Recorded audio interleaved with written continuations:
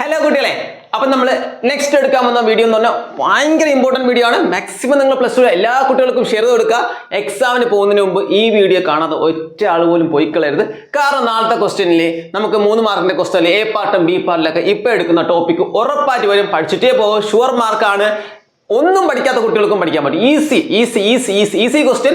നല്ല പഠിക്കുന്ന കുട്ടികൾക്കും ഇത് ആവശ്യമുണ്ട് ഒന്നും പഠിക്കാത്തവർക്ക് ആവശ്യമുണ്ട് ഈസി ആയിട്ട് മാർക്ക് കിട്ടുന്ന സെക്ഷനാണ് നിങ്ങൾ മാർക്ക് കളയാൻ സാധ്യതയുള്ള സെക്ഷനും കൂടിയാണ് കേട്ടോ അപ്പോൾ ഇത് എന്ത് ചെയ്യുക പഠിച്ചോളുക എന്നാട്ട് ഓക്കേ അപ്പോൾ നമ്മൾ ഫസ്റ്റ് ക്വസ്റ്റ്യൻ ഇത്രയേ ഉള്ളൂ ഭയങ്കര കോൺസെപ്റ്റ് ആണ് ഇതിൽ ഒരു മാർക്കിന് നമുക്ക് കിട്ടും ഒന്നോ രണ്ടോ മാർക്ക് കിട്ടും വേറെ ഒന്നുമില്ല ഒരു A യിൽ നിന്ന് B യിലുള്ള ഫംഗ്ഷൻ A എന്ന് പറഞ്ഞ സെറ്റിൽ m എലിമെന്റ്സ് ഉണ്ടെന്ന് വിചാരിക്കാം A യിൽ m എലിമെന്റ്സും B യിൽ n എലിമെന്റ്സും ഉണ്ടെന്ന് വിചാരിക്കാം Okay, അപ്പോൾ A യിൽ നിന്ന് B യിലോട്ടുള്ള ടോട്ടൽ നമ്പർ ഓഫ് ഫംഗ്ഷൻസിന്റെ എണ്ണം n raise to m. Suppose A എന്ന് പറഞ്ഞ ഒരു സെറ്റ് നോക്കടാ ഒരു 2 3 4 എന്ന് ഇരിക്കട്ടെ A 2 3 4 എന്ന് ഇരിക്കട്ടെ ഓക്കേ B എന്ന് പറഞ്ഞ സെറ്റ് സപ്പോസ് ഒരു ഫോർ എക്സാമ്പിൾ A 2 3 4 B എന്ന് പറഞ്ഞ ഒരു 2 4 എന്ന് ഇരിക്കട്ടെ അപ്പോൾ A യിൽ നിന്ന് B യിലോട്ടുള്ള ഫംഗ്ഷൻസിന്റെ എണ്ണം ആരാ 2 റൈസ് ടു ഇതാണ് m ഇതാണ് n അപ്പോൾ m എന്ന് പറഞ്ഞാൽ 3 n എന്ന് പറഞ്ഞാൽ 2 ഓക്കേ ഇതിൽ ഒരെണ്ണം കൂടെ കാണണം കേട്ടോ 2 4 ഇതിങ്ങനെ ഇരിക്കട്ടെ 2 4 5 6 ഇതിൽ 4 എണ്ണം ഇരിക്കട്ടെ കേട്ടോ അങ്ങനെ ഇരിക്കട്ടെ 4 എണ്ണം ഇരിക്കട്ടെ അപ്പോൾ ഇത് n അപ്പോൾ 2 റൈസ് ടു ഇവിടെ എത്ര 3 ആൾക്കാരുണ്ട് ഇവിടെ എത്ര 4 ആൾക്കാർ അപ്പം നമ്മുടെ A യിൽ നിന്ന് B യിലുള്ള ഫംഗ്ഷൻസിന്റെ എണ്ണം എത്ര n എത്ര ഇതെത്ര 4 ഇതെത്ര 3 അപ്പോൾ 4 raise to 3 this is the answer A യിൽ നിന്ന് B യിലോട്ടുള്ള ഫംഗ്ഷൻസിന്റെ എണ്ണം എത്ര 4 റൈസ് ടു 3 B യിലുള്ള ആൾ റൈസ് ടു A യിലുള്ള ആൾ ക്ലിയർ ആണ് സംശയം ഉണ്ടോ ഇനി ടോട്ടൽ നമ്പർ ഓഫ് റിലേഷൻ എന്ന് പറയുമ്പോൾ 2 raise to m into n 2 raise to 12 ഇനി total number of relation which are not function എല്ലാ റിലേഷനും ഫംഗ്ഷൻ ആകാറില്ല അപ്പോൾ നമ്പർ ഓഫ് റിലേഷൻ നിന്ന് നമ്പർ ഓഫ് ഫംഗ്ഷൻസ് മൈനസ് ചെയ്ത് കളഞ്ഞാൽ ബാക്കി എത്രയാണ് number of relations which are not function എന്ന് കിട്ടും ഈ മൂന്ന് നോക്കി വെച്ചോ എയും ബിയും തന്നിട്ട്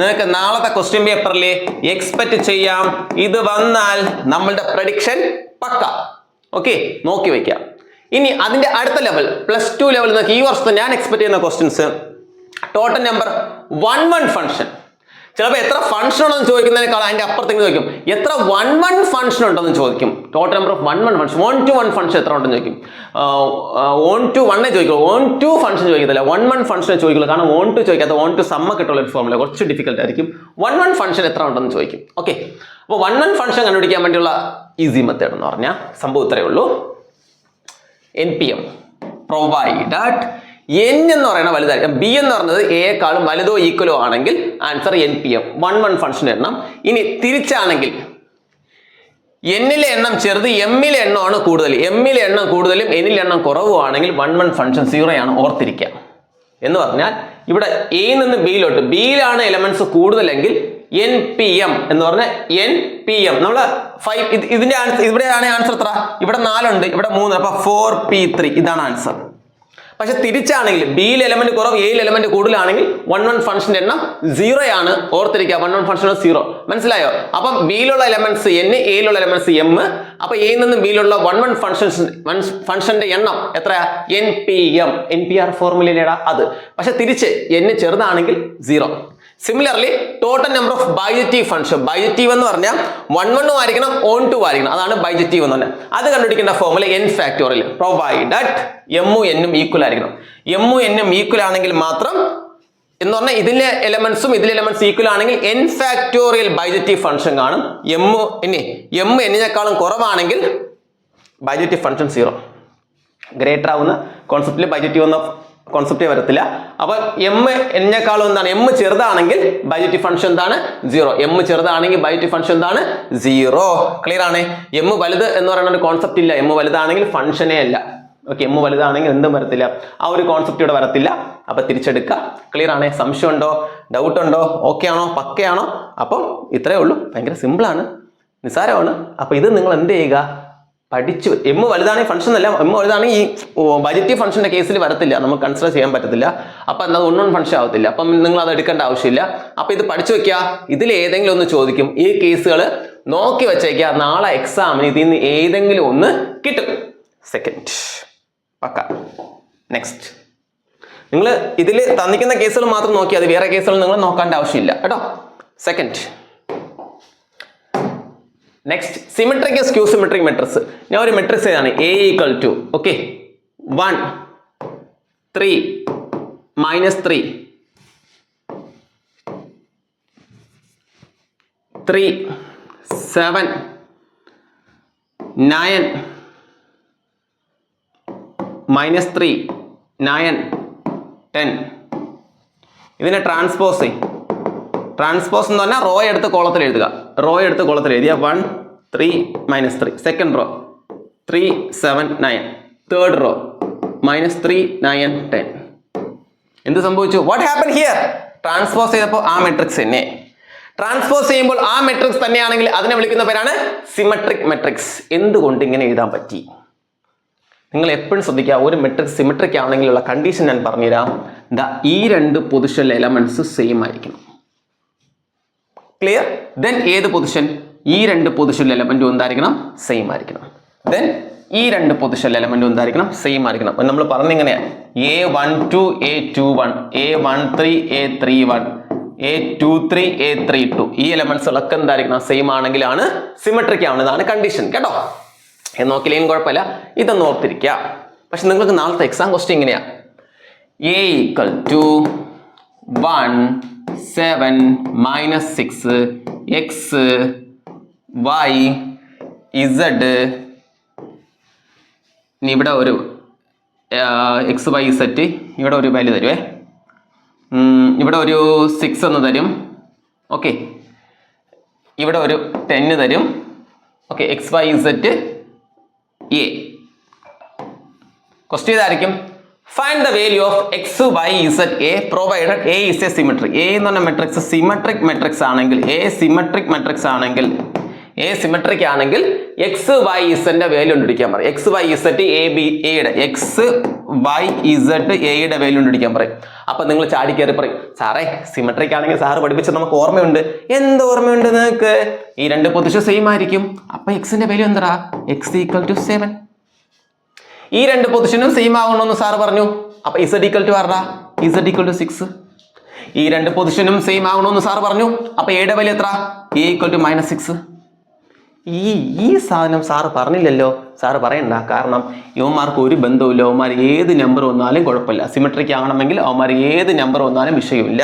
അവന്മാർക്ക് ഏത് നമ്പർ വേണോ വരാം സിമെട്രിക് ആകാൻ വേണ്ടി. ഓക്കെ, സോ അവന്മാർക്ക് ഏത് നമ്പർ വേണോ വരാം. അപ്പം വൈയുടെ നിങ്ങൾ answer, rank making answer y എന്ന് എഴുതി y ക്യാൻ എനി വാല്യൂ, വൈക്ക് ഏത് വാല്യൂ വേണം എടുക്കാമെന്ന് എഴുതി വെക്കാം. y can take any value. മനസ്സിലായോ?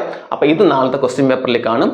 A എന്ന് പറഞ്ഞ സിമെട്രിക് മെട്രിക്സ് ആണെങ്കിൽ കുറച്ച് എലമെന്റ്സ് വന്നിട്ട് ബാക്കിയുള്ള എലമെന്റ്സുകൾ കണ്ടുപിടിക്കാൻ മതി. അപ്പോൾ ഓർത്തിരുന്നാൽ മതി, ഈ രണ്ട് പൊസിഷൻ സെയിം ആയിരിക്കും, ഈ രണ്ട് പൊസിഷൻ സെയിം ആയിരിക്കും, ഈ രണ്ട് പൊസിഷൻ സെയിം ആയിരിക്കും. നടുക്ക് ഈ ഡയഗണലിൽ വരുന്നത് ഏത് എലമെന്റ്സ് വേണോ വരാം. ക്ലിയർ ആണേ? സംശയം ഉണ്ടോ? പക്ക ഓക്കെ അല്ലേ? നാളത്തെ ക്വസ്റ്റ്യൻ പേപ്പറിൽ ഉണ്ടാ. പോയി നോക്കിയിട്ട് വൈകുന്നേരം വന്ന് ഈ വീഡിയോ താഴെ കമന്റ് ചെയ്യണം. സാറേ ക്വസ്റ്റ്യനിൽ ഉണ്ടായിരുന്നു എന്ന് കമന്റ് ചെയ്യണം. മാക്സിമം വീഡിയോസ് അയച്ചു കൊടുക്കുന്നത് എല്ലാവർക്കും മനസ്സിലാവും കേട്ടോ. നെക്സ്റ്റ് ഒരു ക്വസ്റ്റ്യൻ. അപ്പൊ സിമെട്രിക് ആണെങ്കിലോ, സോറി സ്ക്യൂ സിമെട്രിക് ആണെങ്കിലോ, സ്ക്യൂ സിമെട്രിക് എന്ന് പറഞ്ഞാൽ ഫോർ എക്സാമ്പിൾ ഒരു മെട്രിക്സ് A എന്ന് പറഞ്ഞൊരു മെട്രിക്സിനെ എന്തൊക്കെയാണ് ബ്ലാക്കിലിട്ട് എഴുതാം. Okay, 0 2 5 -2 0 6 -5 -6 0. Transpose A transpose. Row എടുത്ത് കോളത്തിൽ എഴുതടാ 0 2 5. ഈ റോ എടുത്ത് കോളത്തിൽ എഴുതടാ -2 0 6. എൻ്റെ പിള്ളേർക്ക് എല്ലാവർക്കും ട്രാൻസ്പോസ് അറിയാലോ. റോ എടുത്ത് കോളത്തിൽ എഴുതിയ ട്രാൻസ്പോസ് ആവും -6 -0 സോറി -5 -6 0. റോ എടുത്ത് കോളത്തിൽ എഴുതിയപ്പം എന്ത് കിട്ടി? ട്രാൻസ്പോസ് ആയി. കണ്ടീഷൻ എന്താണ്? A transpose equal to -A. So A is a skew symmetric അല്ലേ? കറക്റ്റ് അല്ലേ? നോക്കടാ, A നെഗറ്റീവ് ഉണ്ട്, മൾട്ടിപ്ലൈഡാ 0 0 -2 -2 -5 -2 -6 2 -6 -5 ആകും -6 6 5 6 0. അപ്പൊ A ഒരു മൈനസ് കൊണ്ട് മൾട്ടിപ്ലൈ ചെയ്യണല്ലേ നിങ്ങൾക്ക് കിട്ടിയത്. ട്രാൻസ്പോസ് ചെയ്തപ്പോൾ -A കിട്ടിയത്. മെട്രിക്സിനെ ട്രാൻസ്പോസ് ചെയ്തപ്പോൾ -that എലമെന്റ് കിട്ടുകയാണെങ്കിൽ, ദാറ്റ് മെട്രിക്സ് കിട്ടുകയാണെങ്കിൽ, അങ്ങനെയുള്ള മെട്രിക്സിനെ വിളിക്കുന്ന പേരാണ് സ്ക്യൂ സിമെട്രിക് മെട്രിക്സ്. സംശയം ഉണ്ടോ? ഡൗട്ട് ഉണ്ടോ? അവസാന നിമിഷമാണ് സ്പീഡ് നിൽക്കുന്നത്. അതെങ്ങനെയാണ് ഞാൻ സ്ക്യൂ സിമെട്രിക് മെട്രിക്സ് ചെയ്തത്? ഒന്നുമില്ലടാ. സ്ക്യൂ സിമെട്രിക് മെട്രിക്സിന്റെ രണ്ട് കണ്ടീഷൻ നേരത്തെ പോലെ തന്നെയാണ്. ഈ രണ്ട് പൊസിഷൻ സെയിം ആയിരിക്കും, പക്ഷെ സൈൻ ഓപ്പോസിറ്റ് ആയിരിക്കും. അതാണ് കണ്ടീഷൻ. ഈ രണ്ട് പൊസിഷനും സെയിം ആയിരിക്കും, പക്ഷെ സൈൻ ഓപ്പോസിറ്റ് ആയിരിക്കും. അതാണ് കണ്ടീഷൻ. ഈ രണ്ട് പൊസിഷനും സെയിം ആയിരിക്കും, പക്ഷെ സൈൻ ഓപ്പോസിറ്റ് ആയിരിക്കും. പിടികിട്ടിയോ? നേരത്തെ പൊസിഷൻസ് എന്തായിരിക്കും? സെയിം ആയിരിക്കും, സൈനും സെയിം ആയിരിക്കും. സ്ക്യൂ സിമെട്രിക് ആണെങ്കിൽ പൊസിഷൻ സെയിം ആയിരിക്കും, പക്ഷെ സൈൻ എന്തായിരിക്കണം? ഓപ്പോസിറ്റ് ആയിരിക്കും. ഇനി വേറൊരു ഇമ്പോർട്ടൻ്റ് ഉണ്ട്. ഇവന്മാരെല്ലാം കണ്ടോ? ഈ കേസ് കണ്ടായിരുന്നോ? ഡയഗണൽ 0 ആകണം. ഫോർ എ സ്ക്യൂ സിമെട്രിക് മെട്രിക്സിന് ഡയഗണലെല്ലാം 0 ആകണം. ഡയഗണൽ എലമെന്റ്സ് എല്ലാം എന്താകണം?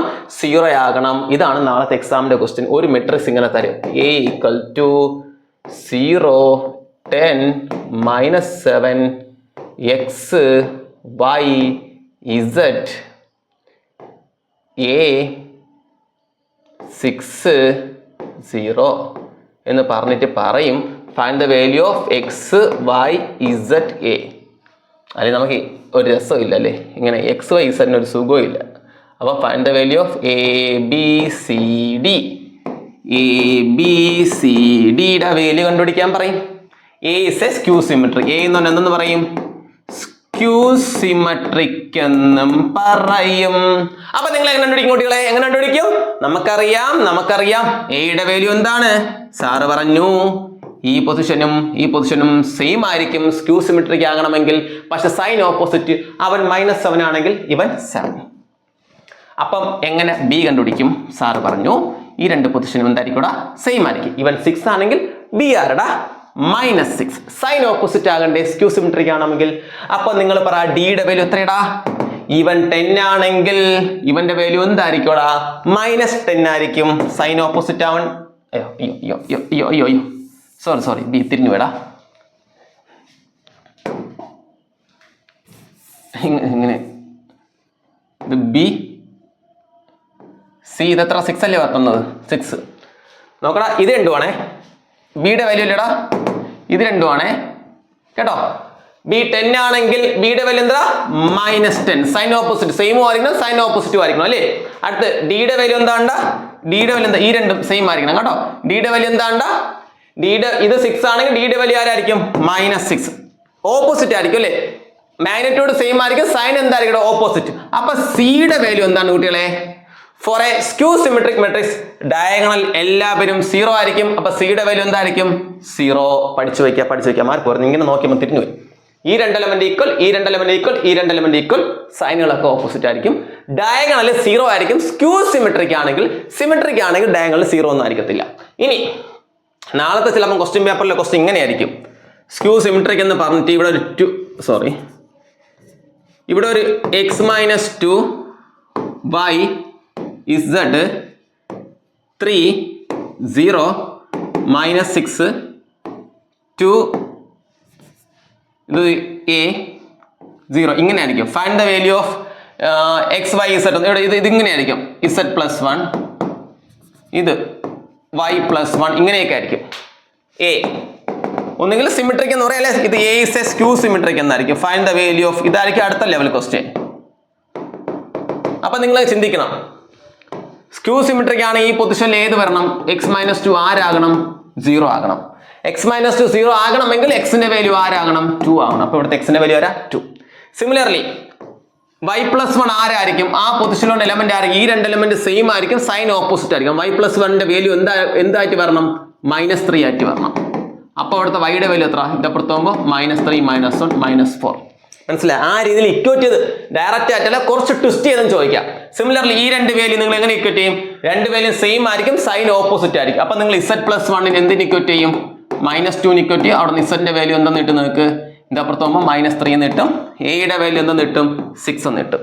സ്ക്യൂ സിമെട്രിക് വെച്ച് ചോദിക്കാനാണ് സാധ്യത കൂടുതൽ. എനിക്ക് തോന്നുന്നു ഈ ലെവലായിരിക്കും ക്വസ്റ്റ്യൻ വരുന്നത്. സിമെട്രിക് ആണെങ്കിൽ ചെയ്യാറിയാലോ, സിമെട്രിക് ആണെങ്കിൽ സെയിം സൈൻ കൊടുക്കുക, സ്ക്യൂ സിമെട്രിക് ആണെങ്കിൽ ഓപ്പോസിറ്റ് സൈൻ കൊടുക്കുക.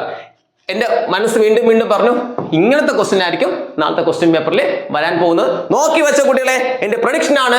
എല്ലാ പേർക്കും അയച്ചു കൊടുക്കുക, എല്ലാ കുട്ടികളും പഠിക്കട്ടെ, എല്ലാവർക്കും ഫുൾ മാർക്ക് കിട്ടട്ടെ. All the best.